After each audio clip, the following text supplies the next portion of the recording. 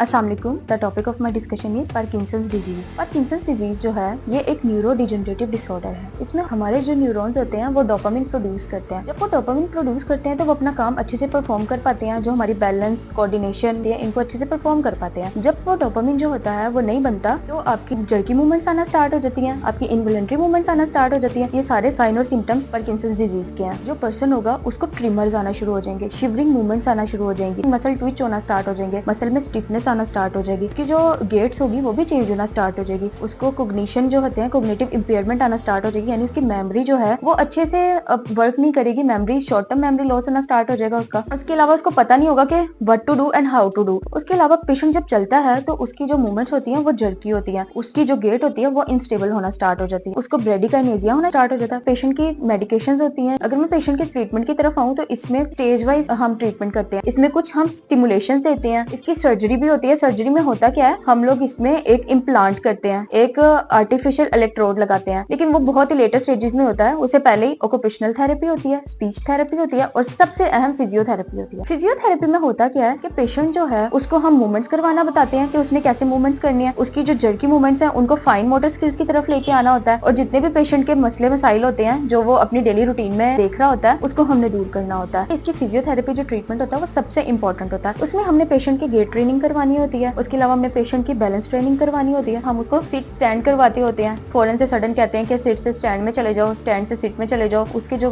Stress है उसको release करवा सकते हैं, एरोबिक एक्सरसाइजेस करवा सकते हैं हम इसमें। तो ये सारी ट्रीटमेंट प्रोटोकॉल्स हैं। और अपने इर्द गिर्द लोगों को देखें कि उनको पार्किंसन डिजीज का कोई इशू तो नहीं है, क्योंकि लोगों को जल्दी आइडेंटिफाई नहीं होता कि उनको कोई मसला चल रहा है। अगली वीडियो के लिए अल्लाह हाफिज। अपना बहुत सारा ख्याल रखिएगा। Thank you so much.